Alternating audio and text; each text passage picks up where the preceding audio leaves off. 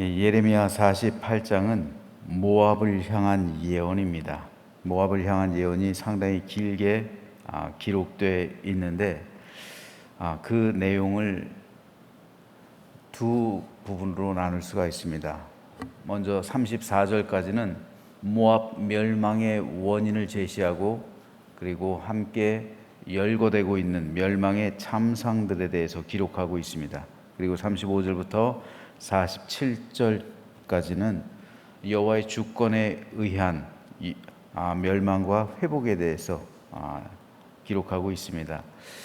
모압은 다윗의 증조모죠.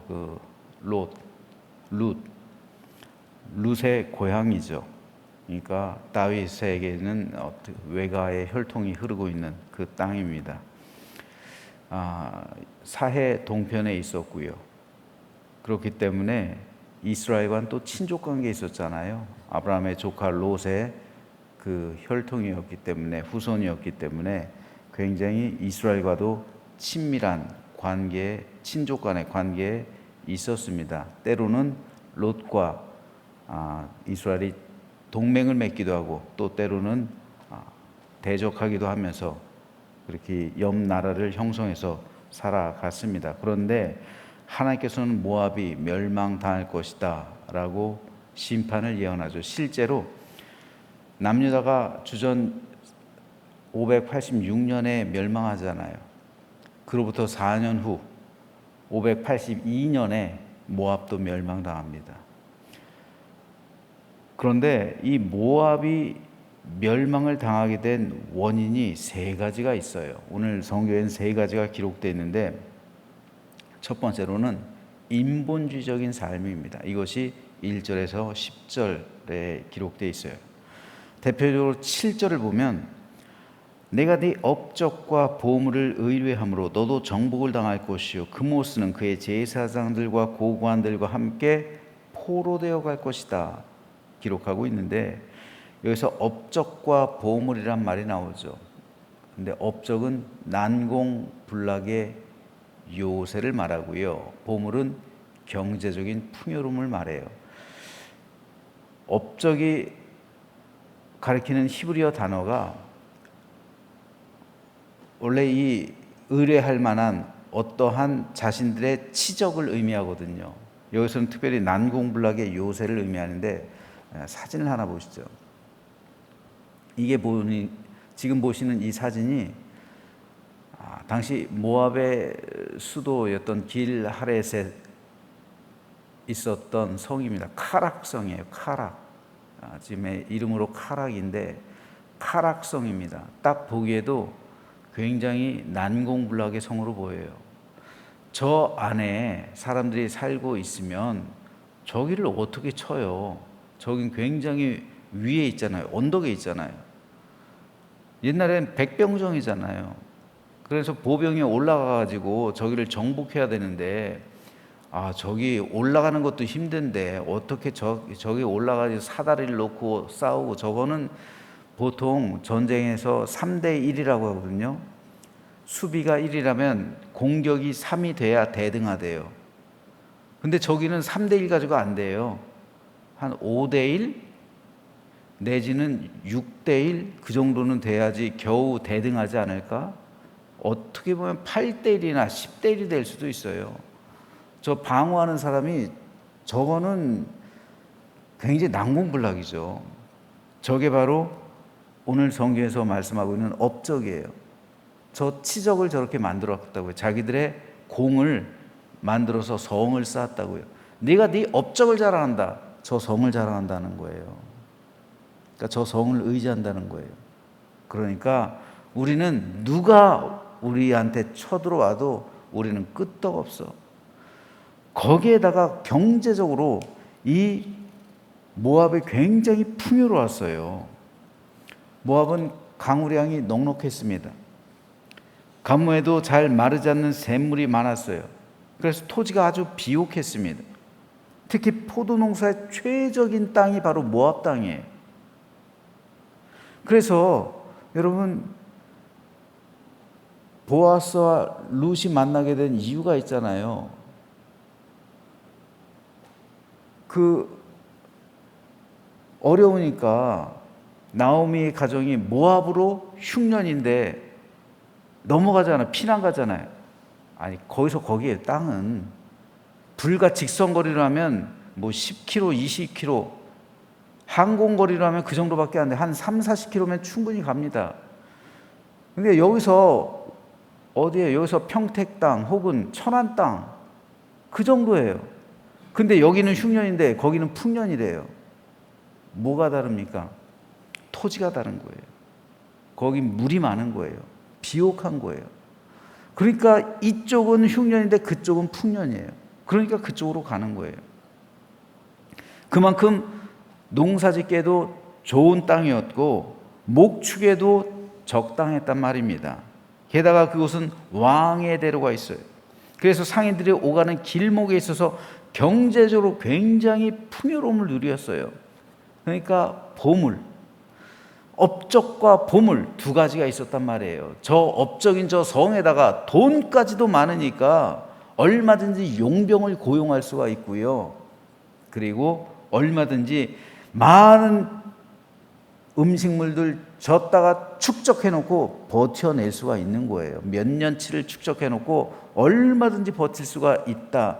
이것을 자랑하는 거예요. 그러니까 우리는 그 누가 쳐더라도 우리는 이겨낼 수 있다라는 말이었던 것이죠. 이것이 첫 번째 하나님께서 지적하시는 그러한 모압의 멸망 원인이었습니다. 두 번째로는 모압이 멸망하게 된 이유가 우상 숭배에 있었다라고 지적을 하고 있어요. 11절에서 25절인데요. 대표적으로 13절에 보면 이스라엘 집이 베델을 의뢰함으로 수치를 당한 것 같이 모압이 그못으로 말미암아 수치를 당하리로다. 모압의 신은 그못이에요. 자, 보물, 네 업적과 함께 보물, 그것을 의지하는 이 인본주의적인 삶, 너희가 그것을 쌓아놓고 그것을 의지하는데 거기에 더해서 너희는 그모스를 의지하는 삶을, 그모스를 신뢰하고 그모스에게 가서 제사를 한다는 거예요. 모압은 롯의 자손이잖아요. 아브라함의 요세푸스에 의하면 양아들, 친족, 그 롯의 혈통이잖아요. 그러니까 하나님께서 이 모압과 암몬 땅은 허락하지 않으셨어요. 이스라엘 백성에게 주지 않으셨어요. 그들이 살아가고 있는 그 요단 동편, 그 사해 동편에 에돔 족속, 가장 밑에 에돔 족속, 에서의 후손들이죠. 그 위에 모압 족속, 그리고 그 위쪽에 암몬 족속, 그들이 살고 있는 땅은 건드리지 말라 그랬어요. 이것은 내가 에돔 족속에게, 에서의 후손에게, 그리고 롯의 후손들에게 준 땅이다. 하나님께서는 못 건드리게 했어요. 그런데 그들이 믿던 신은 하나님이 아니에요. 변형되고 왜곡된 신, 그모스예요. 그모스가 인신제사를 드리잖아요. 그모스 신에게는 몰렉과도, 암몬은 몰렉, 이 모압은 그모스인데 둘 다 똑같이 인신제사를 드려요. 어린 아이를 시뻘겋게 청동을 데운 그 신상에다가, 청동으로 만들어진 신상에다 그냥 넣잖아요. 그래서 불에 살라버리는 끔찍한 인신제사, 이 우상숭배입니다. 잘못된 신앙, 왜곡되고 변형되어진 하나님을 섬기고 있단 말이에요. 이것이 모압이 멸망하게 된 두 번째 원인. 마지막 세 번째로는 교만입니다. 26절에서 34절에 기록되어 있는데요. 대표적으로 26절이요. 모압으로 취하게 할지어다. 이는 그가 여호와에 대하여 교만함이라. 그가 그 토한 것에서 뒹굴므로 조롱거리가 되리로다. 그리고 29절 말씀에 보면은 우리가 모압의 교만을 들었나니 심한 교만 곧 그의 자고와 오만과 자랑과 그 마음의 거만이로다. 교만은 사전적인 의미로 잘난 체 하는 태도로 겸손함이 없이 건방짐, 이렇게 되어 있어요. 우리나라 국어사전에는 잘난 체 하는 것, 겸손함이 없이 건방진 것, 이것이 교만이에요. 우린 사람 앞에서도 교만할 수가 있어요. 사람 앞에서도 쉽게 말해서 어떤 사람이 교만한 사람이냐, 저 사람 참 건방지다 라는 평가를 듣는 사람이 있으면 그 사람이 교만한 사람이에요. 와, 저 사람 왜 이렇게 잘난 체 하지? 이러면 그 사람이 교만한 거예요. 사람에게 이 두 가지 평가, 잘난 체 한다, 건방지다, 이런 말이 두 개를 동시에 듣고 있으면 그게 교만한 거예요. 사람 앞에서 그게 교만한 거예요. 우린 사람 앞에서도 교만할 수가 있어요. 다른 사람들에게 내 평판이 어떻게 들리는가 우리가 서로 조심해야 되는 거예요. 나도 모르는 사이에 교만하다는 평가를 들을 수가 있는 거예요. 잘난 체 한다, 건방지다, 이런 거 우리가 흔히 사용하는 말이잖아요. 근데 이 두 가지가 나에게 다 있다면, 나에 대한 평가라면 나는 교만한 거예요. 그런데 우리는 하나님 앞에서 이렇게 교만하다는 평가를 들을 수가 있다는 말입니다. 모압이 그랬잖아요. 모압이란 민족 자체가 하나님 앞에서 잘난 체 하는 거예요. 그리고 29절에 있는 것처럼 자고한 거예요. 오만한 거예요. 자랑한 거예요. 이스라엘 민족이 멸망할 때 조롱하는 거예요. 이게 하나님 보시기에 건방진 거예요. 하나님 앞에서 잘난 체 하는 거예요. 그렇기 때문에 하나님은 모압이란 민족이 교만하다 단정하시는 겁니다. 결국 이 세 가지의 삶이 모압의 죄악이었고, 그로 인해 하나님은 모압의 심판을 선언하시는 겁니다.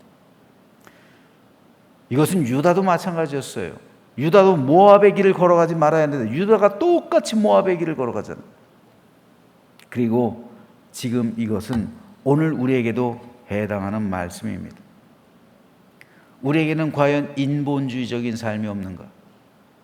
우리가 의지하는 것들이요, 재물 혹은 내 업적, 내가 쌓은 치적, 그리고 내가 쌓은 성, 그리고 내가 모아둔 재물, 그리고 내가 의뢰하고 내가 신뢰한 그 무엇, 거기에다가 하나님 앞에서 잘난 체하며 건방진 그 태도, 이런 것을 가지고 우리가 살아갈 수 있다는 말이에요. 하나님 앞에서.